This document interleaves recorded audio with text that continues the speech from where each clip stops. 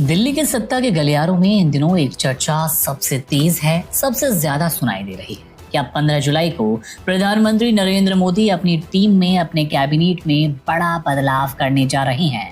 हालांकि केंद्र सरकार की ओर से अभी तक इस पर कोई आधिकारिक पुष्टि नहीं की गई, किसी तरह के मंत्रिमंडल फेरबदल की पुष्टि नहीं हुई, लेकिन राजनीतिक हलकों और मीडिया रिपोर्ट्स में इन अटकलों का बाजार पूरी तरह गरमाया नजर आ रहा है।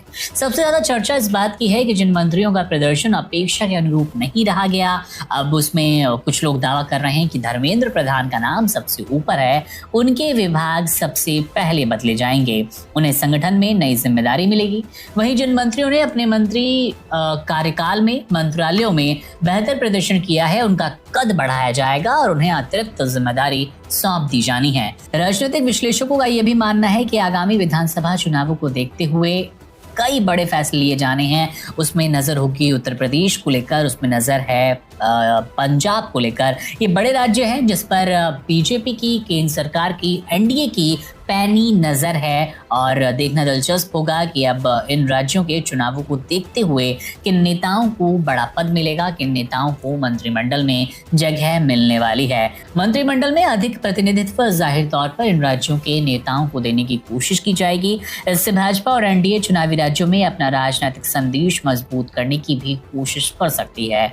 चर्चा ये भी है कि सरकार युवाओं, महिलाओं, ओबीसी, अनुसूचित जाति और अनुसूचित जनजाति समुदाय को संतुलित प्रतिनिधित्व देने के लिए कुछ नए चेहरों को कैबिनेट में जगह देगी और इसके साथ ही कुछ अनुभवी नेताओं को संगठन में बड़ी भूमिका देकर नेताओं के लिए, नए नेताओं के लिए बल्कि रास्ता बनाया जाएगा। मीडिया रिपोर्ट्स में यह भी दावा किया जा रहा है कि कुछ बड़े मंत्रालयों जैसे कि कृषि, ग्रामीण विकास, सड़क परिवहन, स्वास्थ्य, शिक्षा, श्रम, रेल और सामाजिक न्याय में विभागीय फेरबदल की संभावना से इनकार नहीं किया जा रहा।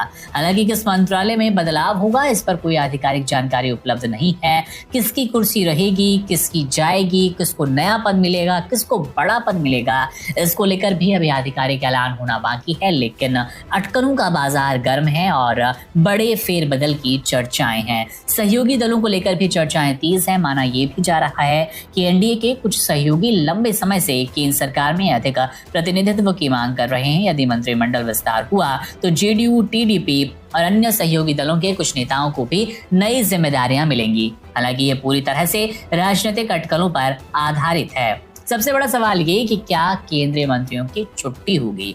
फिलहाल किसी भी केंद्रीय मंत्री का नाम आधिकारिक रूप से नहीं लिया गया। मीडिया और राजनीतिक चर्चाओं में कई नामों को लेकर कयास लगाए जा रहे हैं, लेकिन सरकार की ओर से किसी भी मंत्री को पद से हटाने, विभाग बदलने के कोई संकेत नहीं है। जैसा कि हमने आपको बताया, शिक्षा मंत्री धर्मेंद्र प्रधान को लेकर सबसे ज्यादा चर्चा की जा रही है कि इनका विभाग शायद जनता में, छात्रों में, देश में जो पेपर लीक के मामले के बाद एक आक्रोश उत्पन्न हुआ है, उसको शांत करने के लिए किया जा सकता है। इसके बाद नाम है अश्विनी वैष्णव का। कई रेल हादसे हुए और इन रेल हादसों के बाद लगातार विपक्ष और देश की जनता रेल मंत्री से इस्तीफे की बात कर रही थी, इसलिए अश्विनी वैष्णव का भी शायद मंत्रालय बदला जाए, उनसे ये कुर्सी ली जाए, इस तरह के कयास लगाने शुरू हो गए हैं। हालांकि सरकार की ओर से किसी भी तरह का कोई संकेत, कोई आधिकारिक पुष्टि नहीं की गई, इसलिए किसी भी नाम को अंतिम नाम मान लेना जल्दबाजी होगी। यदि वास्तव में 15 जुलाई या उसके आसपास मंत्रिमंडल में फेरबदल होगा तो इसका उद्देश्य